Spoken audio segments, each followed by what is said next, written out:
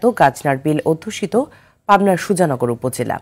এ উপজেলার বিস্তীর্ণ মাঠ জুড়ে এখন চলছে পেঁয়াজের বীজ তলা তৈরির কাজ। পাবনা থেকে আবুল কালাম আজাদের পাঠানো তথ্যচিত্রে আরো জানাচ্ছেন লিওন আজাদ।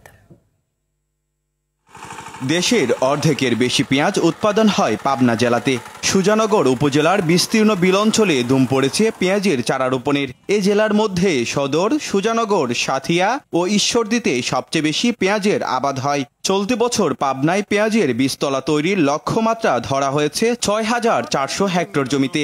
আবাদের লক্ষ্যমাত্রা ধরা হয়েছে ৫৩,৭৫০ হেক্টর জমিতে।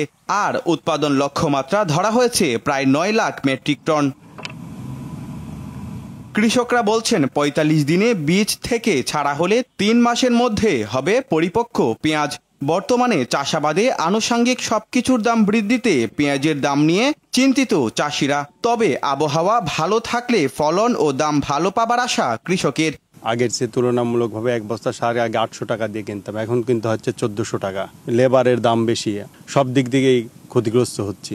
১ বিঘাতে মনে করেন দানা দেওয়া যায় ৮ থেকে ১০ কেজি। ১০ কেজি ছাই দানা দিলে পরে মনে করেন ১০০ বস্তা ছাই লাগে।